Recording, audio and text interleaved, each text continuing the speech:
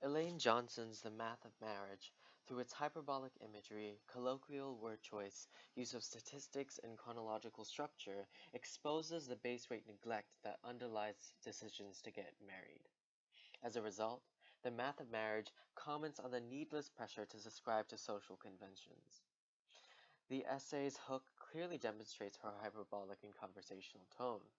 You're walking down that plushly carpeted aisle for the first time, your satin heels sinking into the rug so that you wobble a little on your daddy's arm. Here, her imagery illustrates that the combination of bridal cliches, a plushly carpeted aisle, satin heels, walking with your daddy down the aisle, creates not a whimsical happy ever after that one might think naturally extends from those cliches. Instead, it creates a literally shaky foundation.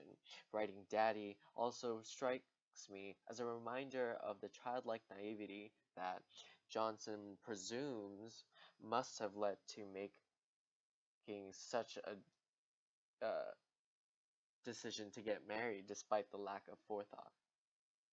As a result, her tone figuratively captures the poor foundation on which, quote unquote, you, the bride in this second person narrative, makes the decision to marry. Thus, Johnson's second person narration emphasizes her strategy to appeal to emotions, anxiety specifically, rather than just logic. Sure, she uses statistics, but they still highlight the likelihood of failure at several stages of the marriage. Her use of statistics parallels her chronological structure, following the several stages of remarriage as if to strain the stress of societal pressures as time goes on. Living together before marriage increases the odds of divorce by 33%. 44% of first marriages end in divorce. A couple years later, after your first marriage ends, yada yada yada.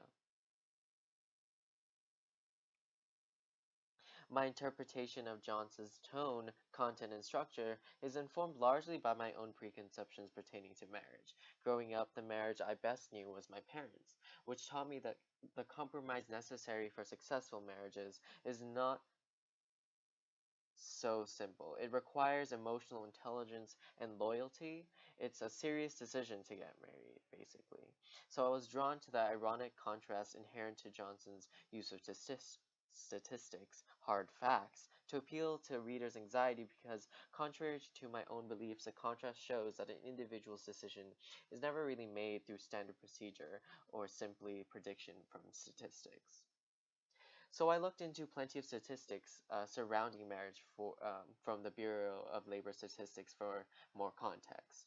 Education apparently correlates with the rate of marriage. Higher education, undergraduate education, specifically with men, correlates with higher rates of marriage. But that still doesn't mean that there's causation between those factors.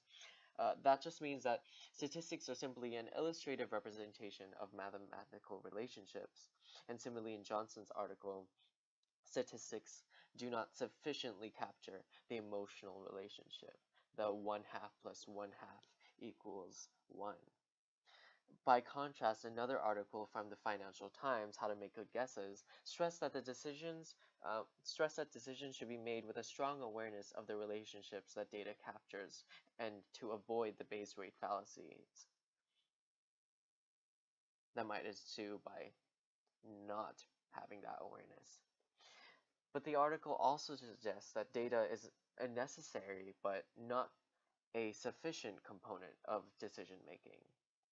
Which leads me to my final source for context, Elaine Johnson's personal bio, which provides insight into the types of humor Johnson loves and writes. This was by far the greatest contributor to my interpretation, as it led me to a meta level of analysis of Johnson's tone. That just like an individual's decision to marry or not, it is her decision to be, however cynical of the social convention. It's fun for the quote unquote you regardless.